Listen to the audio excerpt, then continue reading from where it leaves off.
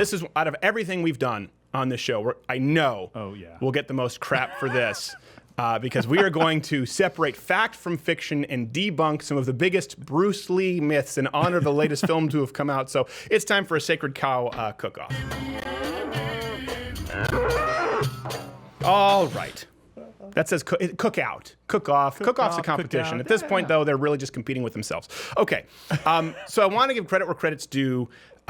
On the outset, as far as what Bruce Lee was. There were some areas where Bruce Lee had some tremendous contributions to martial arts. Okay, we'll talk about that.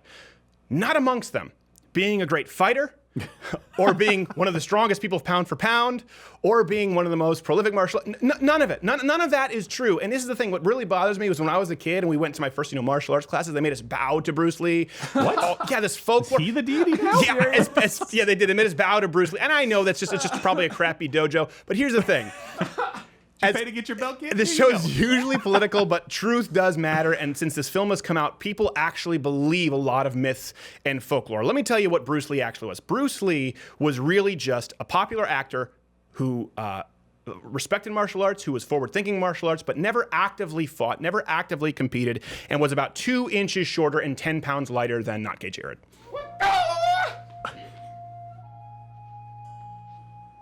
You look startlingly like Bruce Lee. It's the same build. That's the thing. People are like, he's smaller and lighter than Not Gay Jared, to give you an idea. I look more like him than the guy paid a lot of money to play in the movie. All right, so let's go to the first myth, because there's actually some truth to it.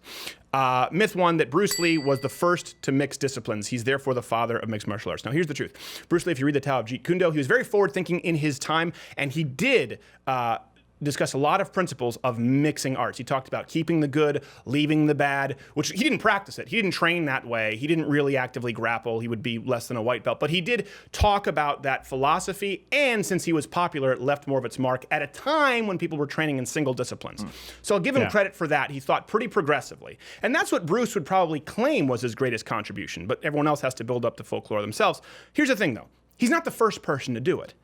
If you go back to pancration, which is basically no holds barred, no rules, I think, other than no biting. It was one of the original Olympic sports early on in the Greek Olympics, basically combined boxing and wrestling. And speaking of boxing and wrestling, Tony Danza was a serious high-level wrestler and boxer. Yeah, he had cross-trained more than Bruce Lee and actively competed. Choke me close, guys like Danza. especially with that swollen tongue right now. Awesome, yeah. Tony Danza. Fantastic. Jared biting his tongue, burning it with coffee, whatever it is our game. We should have him do it all the time. There was Baritsu, actually developed in 1898 by a British engineer. It was an attempt to combine boxing with jiu-jitsu. So there were a lot of attempts to do this. Now, I will say he brought it to the forefront in popular culture, but he wasn't the first person to do it. However, I give him credit for that. He was forward-thinking. Yeah, I mean, look, everybody has to. You have to kind of adapt to what's around you. And I think it's just the first time that people saw it in the mainstream. They saw somebody doing a lot of different things. Yeah, I don't think he was doing a lot of different things. He talked about it more in his book. Well, Be Waka, in the movies, my friend. In the movies, he was doing different things. Not an actual competition. Here's the most important myth: that Bruce Lee is one of the best fighters of all time. Now, again, as someone who seeks truth, and I encourage you to, this is the most egregious lie. Bruce Lee has no track record of fighting. So for someone to claim someone is the best fighter, I mean, this is a guy who was way smaller than a UFC flyweight. That's 125 pounds. Smaller than Not Gay Jared, okay? The only actual fights of which we have any kind of proof, it comes down to witnesses who are often pupils of Bruce Lee. And there's a reason that it's the least reliable form of evidence in court, and we'll get to that. And they're remarkably inconsistent. So I don't have a problem with some people saying, like, listen, I bet you Bruce Lee, if he'd have ever actually fought, probably would have done better than people would. Okay, fine, but that's not the claim. They say he's one of the best fighters. It's just not true. So let's go through the fights that are considered iconic throughout Bruce's life leading up to the film. The one for which we have the most amount of proof is actually Lee versus Gary Elms. So this is written by martial arts action movies, and people have written about this in martial arts magazines. They write, Bruce proved his prowess many times in competition, becoming the Hong Kong boxing champion, knocking out all of his opponents, including British boxer Gary Elms. This is in print. So, Hong Kong boxing champion, world champion. Is there any proof? No, here's the truth. It was an amateur high school match, and there isn't even agreement over the fact that Bruce Lee knocked out Gary Elms. It'd be like me claiming I beat world champion, I don't know, Nicholas Gill in judo because we competed against each other in a regional yellow belt tournament when I was 16 years old. It doesn't mean anything. And there's no proof of it. There's no proof of the knockout. That's the one over which we have for which we have the most proof. Yeah. Yeah. Do you know how hard it is for a 110-pound person to knock anyone out, much less all of their opponents? It is exceedingly difficult. Really difficult. Here's another one: Lee versus Ted Wong. This is one that really bothers me because in 2017, a video surfaced. They claimed of the only ever recorded real fight of Bruce Lee in which he effortlessly. It's a lot easier to do something effortlessly than to pronounce it. It is. Let's have Jared try it. Flooring his opponent. Now, here's the truth. The truth is, this footage has been around for a long time. It was an exhibition with one of Bruce Lee's pupils.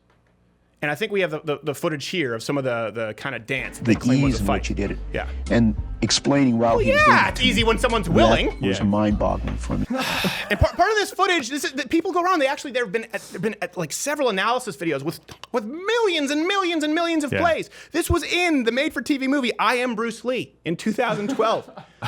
People still believe the nunchuck ping pong thing with Bruce Lee. It's not real. You can do a quick search, but this is the problem with folklore and the consistent lie that remains unchecked around the cult of personality. None of these things with Bruce Lee are true. Here's another one they write about. Lee versus, it was a guy named Yoichi Nakachi. I remember listening to this story from one of my early martial arts instructors. And the reason I got my ass kicked in grade school because of the stuff I learned at these classes after bowing to Bruce Lee. Be water, my friend, and you'll get your ass kicked. My friend. All right, so this is legendarily, he faced this Yakai guy and he beat him down in 11 seconds. This is what's written about. Okay, truth is there's no evidence about this again beyond Bruce's pupils. So Jess Glover talked about it, and if you read his account, his version of the events, he says, yeah, Kimura was there too. He saw what happened. Only Kimura then says, no, I wasn't. Here's the thing, though. They were both Bruce Lee fans. Oops. And the problem is that it was Taki, I think is how you pronounce it, Kimura. And he said he wasn't there. But that didn't stop him from giving a story about how I actually heard that Bruce Lee took Yakai into a racquetball court and punched him straight across the racquetball court. It's not at all consistent with the guy, Jess, who says that Kimura was there. There's a reason that it's considered the least valuable form of evidence in court. By the way, this is not under threat of perjury. This is people trying to sell martial arts books.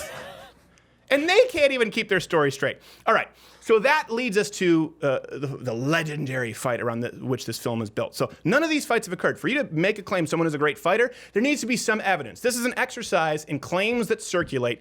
We haven't even gotten into some of the silliest ones, like he beat Joe Louis in sparring. So this is Lee versus Wong Jack Man. That's a real name? That's a real name. Jeez. This is what the film is about.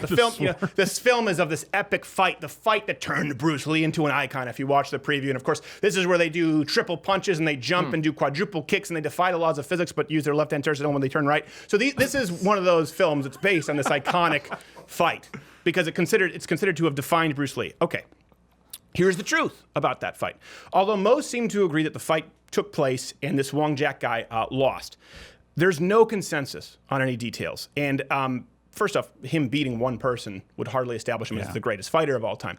But if you look at the details, so according to Wong Jack and William Chen's account, the fight lasted 20 to 25 minutes. And that's what's used for this film, the basis of the epic battle. It's a freaking long time. Yeah, but that's not what happened. Because then if you go on to David Chen's account, it lasted no longer than 7 minutes. That's reasonable. Then if you go by Linda Lee's account, his wife who wrote the book, Bruce Lee, The Man Only I Knew, how convenient, she says it was 3 minutes.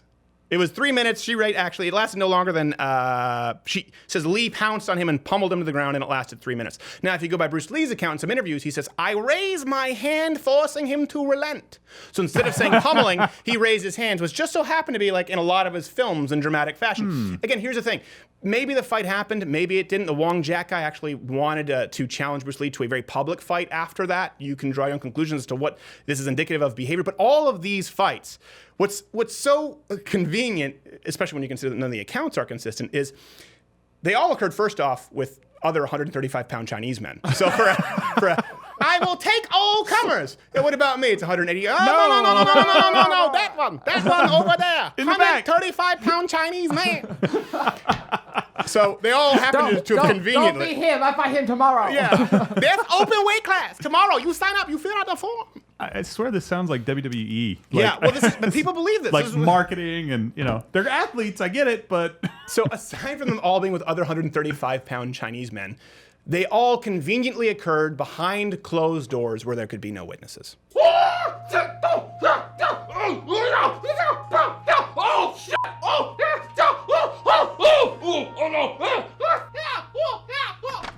It's going real good.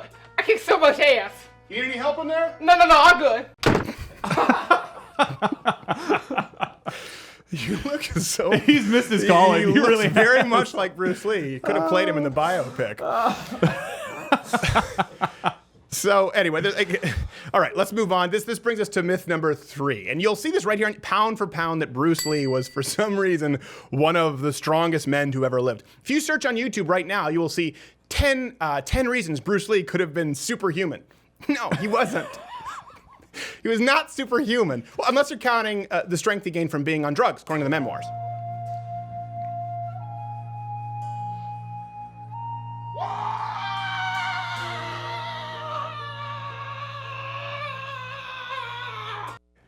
Again, 10 pounds heavier than the actual Bruce Lee.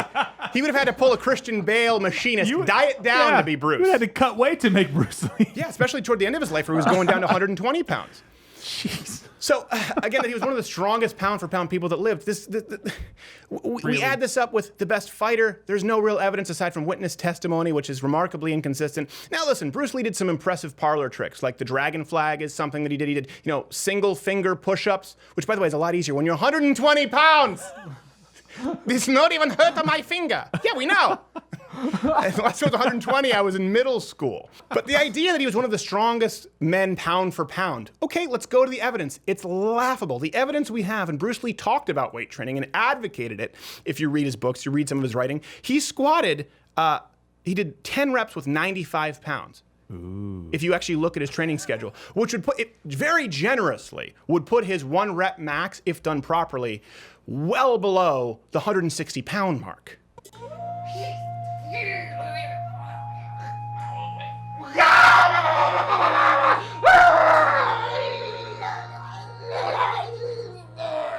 Bruce Lee would absolutely be the strongest man at a girls' pajama party. Hey, if you like this clip, you're like most of the internet. You have a short attention span, but it was taken from the full show. You can see it in a box playing next to me. That's once a week on Thursdays, full 1.5-hour show, or you can join the Mug Club for the daily show. We have to take some of that off YouTube because they're monitoring us and censoring our words.